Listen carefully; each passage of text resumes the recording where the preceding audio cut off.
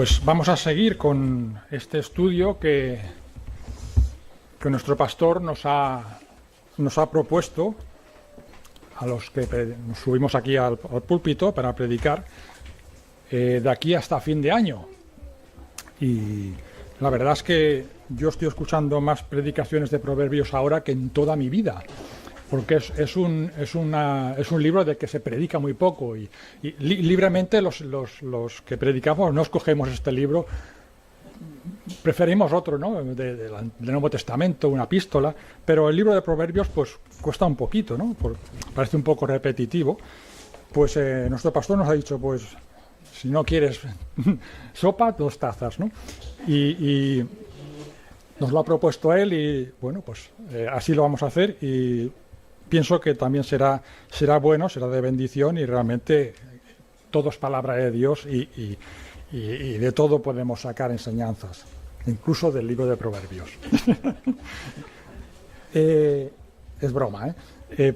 Vamos a leer un texto que no se ha leído todavía. Yo creo que será bueno leerlo como introducción. Ya hemos hablado de quién fue Salomón, lo sabemos de sobras, ¿no? Quién fue y las cosas que hizo. Pero bueno, está bien que leamos este texto que es muy clarificador en Primero de Reyes, primer libro de Reyes, el capítulo 4, versículos 29 al 34. Y nos puede servir ya de introducción para hoy y para todos los días que quedan, para conocer un poquito más a Salomón. Primero de Reyes 4:29.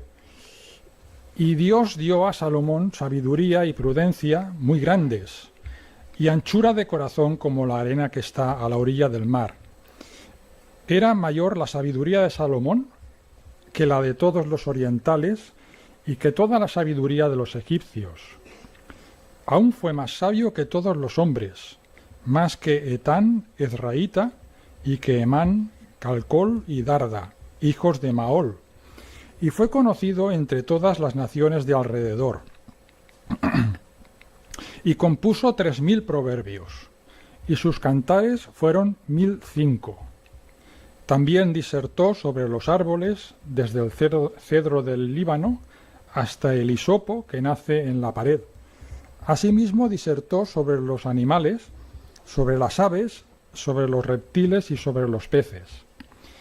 Y para oír la sabiduría de Salomón venían de todos los pueblos y de todos los reyes de la tierra, a donde había llegado la fama de su sabiduría. Pues así conocemos un poquito más cómo era considerado, quién era Salomón.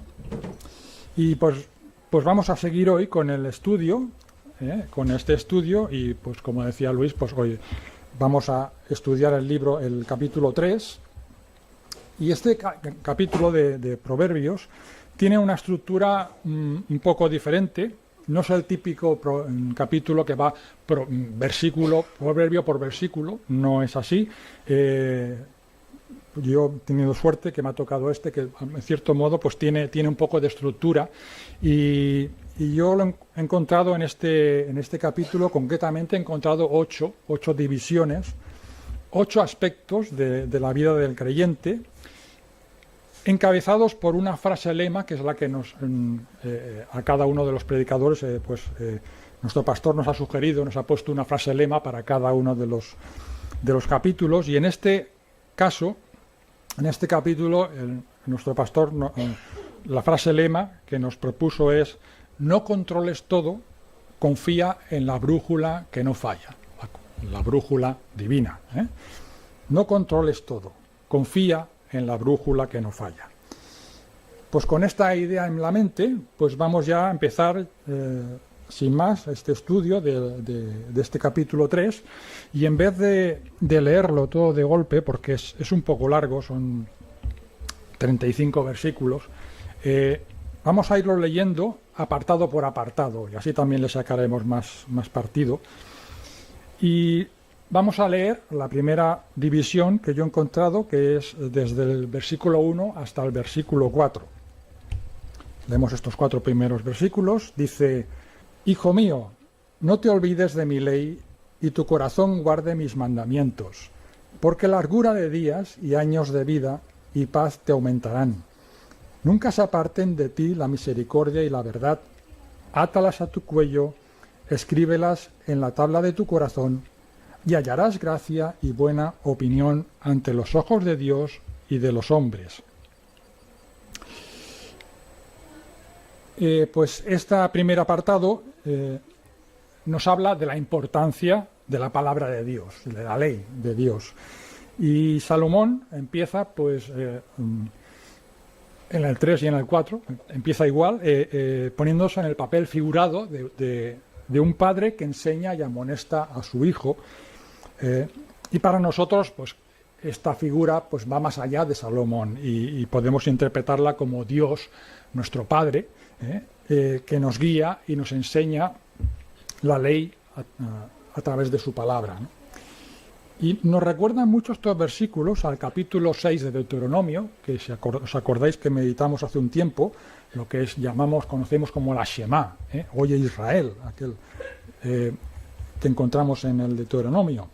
Nos habla de la importancia de tener la palabra siempre presente en nuestro andar diario, de forma física, como si la lleváramos colgada en el cuello, pero también de forma interior, inscrita en la tabla de nuestro corazón. Y las consecuencias de hacerlo así, pues lo que dice el texto, una larga vida bendecida por Dios y gracia a los ojos de Dios y también a los ojos de los hombres. Y no hace falta añadir mucho más, El mensaje, como todos los proverbios, es un mensaje claro, directo y sencillo. Y lo que hace falta, pues, es eso, es interiorizar estas enseñanzas y cumplirlas. Como dice la frase lema, la palabra de Dios es esa brújula que nos guía en la dirección correcta. Vamos al segundo. El segundo apartado, que lo encontramos en los siguientes versículos, los versículos del 5 al 8. ¿Y de qué nos hablan? Nos hablan de la importancia de dejarse guiar por Dios. Seguimos con esa guía, esa brújula. Los versículos del 5 al 8. Fíate de Jehová de todo tu corazón y no te apoyes en tu propia prudencia. Reconócelo en todos tus caminos y Él enderezará tus veredas. No seas sabio en tu propia opinión. Teme a Jehová y apártate del mal, porque será medicina a tu cuerpo y refrigerio para tus huesos. Fíate de Jehová con todo tu corazón. ¿De qué nos está hablando estos versículos? Pues nos está hablando ni más ni menos que de la fe, de dejar que sea el Señor el que tome el timón de nuestras vidas. Y es algo que por más veces que lo repitamos, la verdad es que no es fácil, es difícil de cumplirlo porque estamos hablando de algo que es inmaterial. La fe no es algo tangible, es creer en algo que no vemos con los ojos de la carne. Y cuántas veces pues queremos controlarlo todo en nuestras vidas, tener previstos todos los futuribles, eso que pueda suceder en el futuro, ya lo queremos tener controlado ya en el presente, que nada nos coja desprevenidos. Pero la verdad es que nos damos cuenta de nuestra ineptitud, de nuestra incapacidad para controlarlo todo. No podemos controlar lo que pasará en el futuro. ¿Y cuántos fracasos sufrimos por no dejar que el Señor sea el que tome el control de nuestra vida? Y somos como ese patrón de un barco, imaginaros un barco, un patrón que navega sin instrumentos de navegación, con el tablón a cero. No sabe si va a un puerto, si va hacia una tormenta. Pues así a veces navegamos nosotros. Y el consejo de Salomón es muy claro, no pretendas apoyarte en tu experiencia, en tu saber, porque no acabarás bien. Reconoce que es el Señor el que te está llevando por el camino y no es casualidad, no es buena o mala suerte. Realmente el Señor te está llevando por ese camino que a veces está lleno de curvas y no ves lo que habrá después de aquella curva, no sabes lo que habrá al final de ese camino. Pero si tú pones tu fe en Él, Él acabará enderezando, como dice el texto, enderezará esos caminos y al final acabarás dándole las gracias. Como decimos, confía en su brújula, déjale el control a él. Aunque vayas por curvas, el Señor enderezará tus caminos. El tercer punto, tercera división, lo encontramos en los versículos 9 y 10. Cambia completamente el aspecto, o sea, la enseñanza. Entramos en otra completamente diferente, pero que también tiene que ver con lo que estamos diciendo. Y el tema aquí pues son las ofrendas de nuestros bienes materiales. Mira lo que dice en los versículos 9 y 10. Honra a Jehová con tus bienes y con las primicias de todos tus frutos, y serán llenos tus graneros con abundancia, y tus lagares rebosarán de mosto. Como vemos, son diferentes aspectos de la vida del creyente, y este pues también es muy importante. Sabéis que en la ley de Moisés pues, dice que las primicias de las cosechas, los primogénitos del ganado, eran para el Señor, eran de Él. Y se entregaban a los sacerdotes y parte de esas ofrendas pues eran para el mantenimiento de los propios sacerdotes que oficiaban en el templo. Y es un aspecto de la ley que sigue vigente en el Nuevo Testamento. Lo vemos, que no es un aspecto de la ley que ya queda abolido. Esto, el aspecto de las ofrendas pues sigue vigente y es normativo para la Iglesia de Dios de todos los tiempos. Sabéis que mantener una iglesia pues genera unos gastos, empezando por el sostenimiento pastoral, los gastos que genera un templo. Y somos nosotros los que tenemos que contribuir para ese sostenimiento como la Biblia nos enseña. Y es una obligación para el creyente, pero a la vez pues hay bendición del Señor si somos fieles en este aspecto, como nos enseña el texto. Si cumples con esta parte de la ley, tus graneros serán llenos de mosto, tus lagares, tus graneros serán llenos de abundancia. Hay bendición, promesa de bendición. Y quizá en algún momento estamos pasando por momentos difíciles económicamente y creo que todos hemos pasado por esto, de que en algún momento pues estamos pasando por un momento apurado económicamente y que nos sentamos tentados a pensar, no decir, mira Señor, tú sabes cómo estoy ahora, a mí ahora no me va bien, cuando ya la cosa me vaya mejor, entonces seguiré dándote el diezmo, ahora no me va bien. Y yo creo que, no sé, pondría la mano en el fuego. Todos en algún momento hemos pensado algo así. Nos hemos sentido tentados, ahora no puedo, ahora no me va bien. Pues acordaos de aquella... El Señor, fue un caso verídico. El Señor estaba con sus discípulos y vio a aquella viuda que fue al templo y que no dio el diezmo, no, dio todo lo que tenía para ese día. Y las viudas en aquel tiempo no tenían ningún tipo de ingreso. Y ella confió en el Señor que todo lo ve, y ciertamente el Señor la estaba viendo, y podemos estar seguros de que esa mujer pues no se acostó aquella noche sin un plato de comida. Estamos seguros de que el Señor le premió ese acto suyo, ¿no? Y esta es la misma experiencia de todos los que llevamos muchos años ya en los caminos del Señor, porque en la vida la verdad es que siempre están saliendo gastos imprevistos, siempre, y el que no, pues muchas veces salen cosas que te rompen la economía. Pero ya hay una frase que yo escuché a mis padres y también de mi antiguo pastor, una frase aquello que se te queda grabada, que decía, el diezmo es sagrado. Y le decían así, el diezmo es sagrado. Y lo decían muy de forma con mucho rigor, ¿no? La frase no está en la Biblia tal cual, pero sí que está el concepto. Es lo que decíamos, que los diezmos y las ofrendas pues eran un mandamiento más de la ley. Y esto es algo que no queda abolido. Evidentemente ya no hay que ofrendar corderos para el holocausto. El Señor es el cordero definitivo. Pero sí que se mantienen las ofrendas para el sostenimiento del templo. Hay un texto muy conocido, seguro que lo tenéis en mente, en Primera de Corintios, capítulo 16,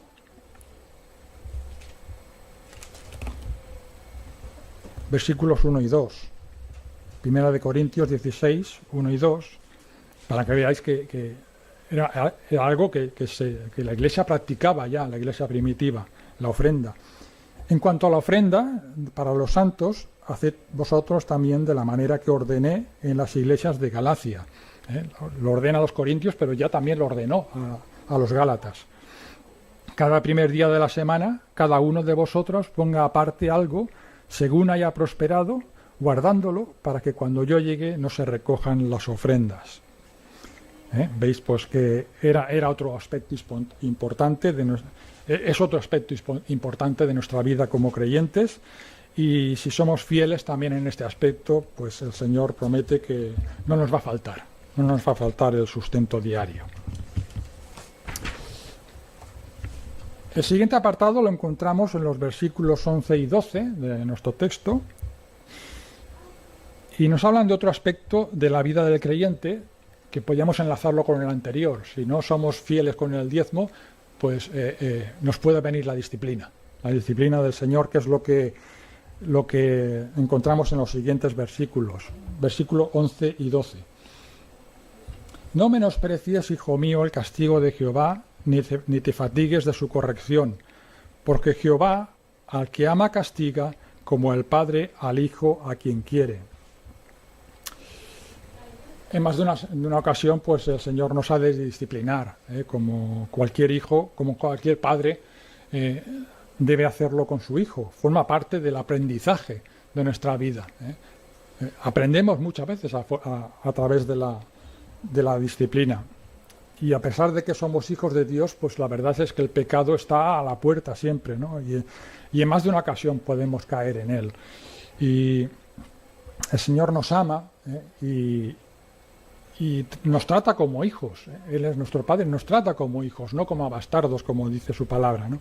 Y ese trato pues conlleva esto, la amonestación, que a veces será una advertencia y otras veces necesitaremos de su disciplina más rígida, ¿no? Si realmente nos estamos desviando del camino correcto, porque el Señor nos ama y no quiere que nos perdamos.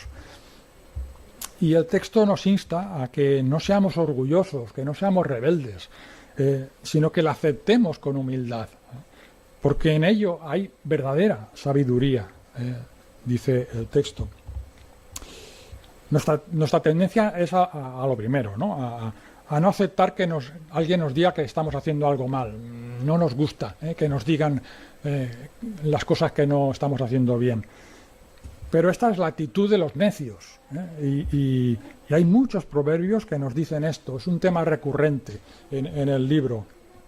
El no aceptar la disciplina es de necios. Por lo contrario, si buscamos la sabiduría en estas situaciones, pues estamos haciendo lo correcto como hijos de Dios. Y hablando de la búsqueda de la sabiduría, entramos en el siguiente apartado, que son los versículos del 13 al 20, que nos habla de esto, de la búsqueda de la sabiduría. Los leemos del 13 al 20. Bienaventurado el hombre que halla la sabiduría y que obtiene la inteligencia, porque su ganancia es mejor que la ganancia de la plata y sus frutos más que el oro fino. Más preciosa es que las piedras preciosas, y todo lo que puedes desear no se puede comparar a ella. Largura de días está en su mano derecha, en su izquierda riquezas y honra.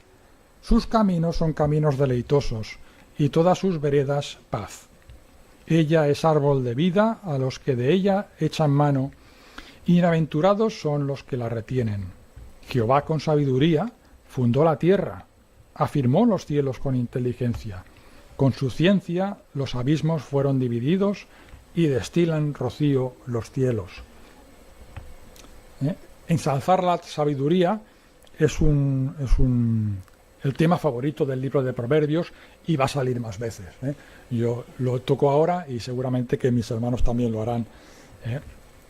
La sabiduría que Salomón recibió de Dios, todo ya lo nos comentaba Luis en la semana pasada, pues cambió su vida por completo. Fue un don divino, le fue venido de fuera, él no era así, y fue un don divino tan extraordinario como la fuerza para Sansón.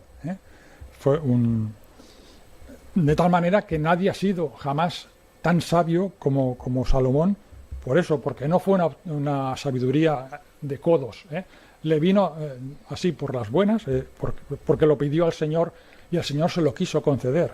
Y las cosas que el Señor concede, las concede sin medida. Y así fue con Salomón. Le dio una sabiduría por encima de todo cualquier hombre que ha habido en la historia. Y si leemos su historia, la historia de Salomón, pues vemos su extraordinaria sabiduría en la construcción del templo de Salomón, impresionante, un templo impresionante del cual él fue, digamos, el arquitecto, bajo la dirección de los, como el Señor le dijo que lo tenía que construir, ¿no? Pero a la vez nos damos cuenta de que la talla espiritual de Salomón no fue igual que la de su padre David. Fue un hombre extraordinario y tuvo momentos muy brillantes, como la dedicación del templo. Allí pues Salomón brilla con la oración que él hace. Pero todos conocemos cuál fue su final. Y no fue sabio. Al final no fue esa sabiduría que le sobraba por los cuatro, por su cuerpo, pues no fue sabio al disponer de aquel harén de 1000 mujeres que desviaron su corazón del Señor. Lo dice la palabra. Y él acabó muy mal. Salomón acabó muy mal. Acabó ofreciendo culto a los dioses paganos de sus mujeres. Y por el gran pecado de Salomón, pues el reino de Israel se dividió para siempre en el reino del norte y el reino del sur, por este pecado de Salomón. Y es por eso que el texto nos habla de la búsqueda de la sabiduría. La sabiduría no hay que darla por conseguida. Salomón a lo mejor se confió, yo ya tengo toda la sabiduría que necesito. Pues no, hay que seguir buscándola y procurándola para nuestra vida, para que no nos pase como a él. Y no se trata de inteligencia humana, sino de la sabiduría, la que viene de Dios, la que muchas veces en el libro de Proverbios nos dice, el temor del Señor, que es el principio de la sabiduría, y que él al final lo perdió. Y como dice el versículo 7, que ya hemos leído antes, dice el versículo 7, no seas sabio en tu propia opinión, teme a Jehová y apártate del mal. Quizá Salomón cayó en estas propias palabras que él dijo y se creyó sabio en su propia opinión, se confió y acabó como acabó. Y hablando pues de esto del temor al Señor, de obedecer sus mandamientos, pues entramos en el siguiente apartado que encontramos en los versículos 21 al 26. Vuelve a ser un tema similar al primer apartado acerca de la importancia de la palabra de Dios, pero aquí amplía las consecuencias positivas de guardar la palabra del Señor. Versículos 21 al 26. Hijo mío, no se aparten estas cosas de tus ojos, guarda la ley y el consejo, y serán vida a tu alma y gracia a tu cuello, como decía al principio. Entonces andarás por tu camino confiadamente y tu pie no tropezará. Cuando te acuestes no tendrás temor, sino que te acostarás y tu sueño será grato. No tendrás temor de pavor repentino, ni de la ruina de los hijos cuando viniere. Porque Jehová será tu confianza y él preservará tu pie de quedar preso. El camino de obedecer la palabra es un camino seguro, donde no encontraremos tropiezos, como dice el texto. Y nos habla también de la tranquilidad y la seguridad en la noche. Y esta es una de las peores consecuencias de no andar en los caminos del Señor, de estar desviándonos, es cuando no podemos conciliar el sueño. David, ¿os acordáis que hay un salmo que nos habla de esto? Que él, en la noche tenía noches de insomnio, no podía dormir tranquilo. ¿Y quién no ha sufrido esto en alguna ocasión, ¿no? De no poder dormir porque hay un problema que nos ocupa en nuestra mente, incluso algo que no estamos haciendo bien, ¿no? Pues la promesa aquí es que si nos aferramos a la palabra del Señor, Él nos puede dar descanso tan necesario en la noche. Nos habla de los temores nocturnos y también hay promesa para los temores diurnos durante el día, ¿no? Para esas malas noticias que llegan de forma abrupta y que de repente nos invade el temor, ¿eh? Esa noticia que no esperamos y que nos llega, que nos trasbalsa, ¿no? Y el Señor también está dispuesto a disipar esos temores si nos aferramos a su palabra. Y siempre habrá un texto, cuando estamos pasando por algo así, ese texto que viene a nuestro corazón en ese momento y que es el Señor directamente el que nos lo está diciendo y que en ese momento nos trae paz dentro de la dificultad y dentro de la mala noticia. Ese texto, eso seguro que todos lo hemos experimentado alguna vez, ¿no? Cuando me pasó aquello, me vino un texto y no es casualidad, es el Espíritu Santo el que nos lo revela. Pasamos al siguiente apartado, vamos terminando ya. El siguiente apartado nos habla de nuestras relaciones con el prójimo. Versículo 27 al 32. Relaciones con nuestros prójimos. No te niegues a hacer el bien a quien es debido cuando tú tuvieres poder para hacerlo. No digas a tu prójimo, anda y vuelve y mañana te daré, cuando tienes contigo que darle. No intentes mal contra tu prójimo, que habita confiado junto a ti. No tengas pleito con nadie sin razón, si no te han hecho agravio. No envidies al hombre injusto, ni escojas ninguno de sus caminos, porque Jehová abomina al perverso, mas su comunión íntima es con los justos.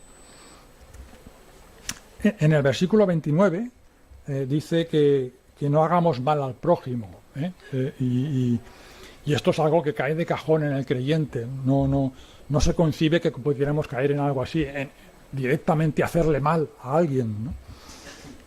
Pero sí que es mucho más fácil caer en lo que dice el versículo 27, en negar el bien. Ya se apañará. Y esto sí que es más fácil que caigamos. El saber que nuestro enemigo está pasando por una necesidad y le negamos nuestra ayuda. Y esto el Señor también lo enseñó, el Señor Jesús. Acordaos de aquello que dijo, si tu enemigo tuviere hambre, dale de comer, si tuviera sed, dale de beber, etc. Y verdaderamente eso es mucho más impactante en una persona que el hacerle mal, por mucho que se lo merezca. Es mucho más impactante devolverle bien por mal. Es que así es como empiezan las guerras y los odios entre semejantes, y esos odios pues van aumentando y van escalando de violencia. Yo te doy un golpe y yo te lo y tú me lo devuelves y entonces yo te doy otro, y así, y es una escalada que no tiene fin, a no ser que una de las partes decida no devolver el golpe y opte por la reconciliación en vez de la venganza. A veces puede funcionar la figura del mediador entre las dos partes, pero lo más definitivo es que una de las dos partes decida no devolver el golpe. Esto sí que es definitivo para que se interrumpa una guerra, un conflicto entre dos partes. Eso es aplicable para todas las áreas de nuestra vida, en nuestro matrimonio, en nuestra comunidad de vecinos, incluso en la iglesia, por supuesto, también. Porque si nos examinamos a nosotros mismos, la verdad es que todos tenemos ese impulso primario de si me han dado un golpe, yo me tengo que defender, yo tengo que demostrar que yo no soy menos que ese que me ha dado un golpe, yo también se lo doy. Y ya lo sabemos, eso no tiene fin. Y estamos hartos de ver guerras y que no acaban por lo mismo, porque ninguna de las dos partes quieren parar ese conflicto. Pues esa es la enseñanza, el refrenar ese impulso que tenemos de devolver el golpe, porque ese impulso no viene del Espíritu Santo, del Espíritu Santo que nos viene el actuar como el Señor Jesús actuó, actuar como hijos de Dios. Y si actuamos así, pues hay promesa de bendición, como termina el capítulo 33, o sea, los versículos 33 al 35, y así termina el capítulo. Es promesa de bendición si actuamos de esa manera. La maldición de Jehová está en la casa del impío, pero bendecirá la morada de los justos. Ciertamente él escarnecerá a los escarnecedores, y a los humildes dará gracia. Los sabios heredarán honra, mas los necios llevarán ignominia. Fijaros que hay 3 calificativos para el creyente, preciosos: justo, humilde y sabio. Y si somos estas 3 cosas, pues hay otras 3 que el Señor nos promete, que salen del texto: bendición, gracia y honra. Pues hemos llegado al final de este capítulo, y no podíamos terminar sin mencionar algo que es importante. Como decíamos al principio, hay una frase que engloba todo este capítulo, lo que nos propuso nuestro pastor: no controles todo, confía en la brújula que no falla. Confiar en el Señor por medio de su palabra, como hemos visto, reconociéndolo en todos nuestros caminos y no caminando solos a nuestro antojo, ser fieles en nuestras ofrendas, como hemos visto también, aceptando su disciplina y optando por la sabiduría que viene de Dios en vez de nuestros instintos caídos, que hemos estado viendo también. Decíamos que Salomón, que escribió estos textos, pues finalmente él no fue un buen ejemplo de lo que predicaba, pero hubo alguien que sí que lo fue, que cumplió todos los proverbios al pie de la letra. ¿Y ese quién es? Pues nuestro Señor Jesucristo.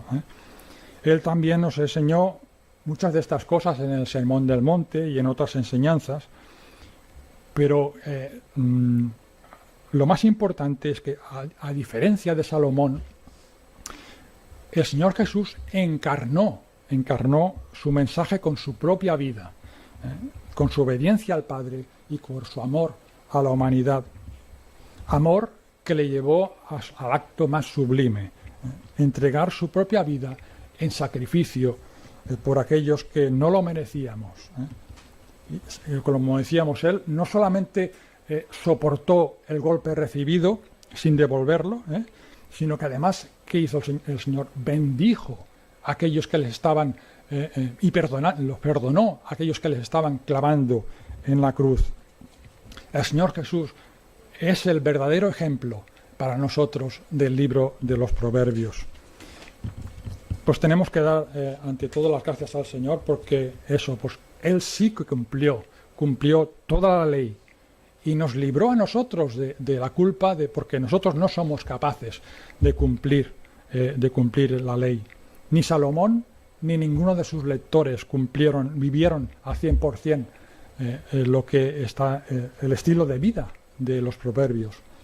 Pero nosotros ahora sí que podemos hacerlo, y no por nosotros mismos, Dios nos libre, sino por el Espíritu Santo que ahora habita en nosotros y que nos ayuda en este camino.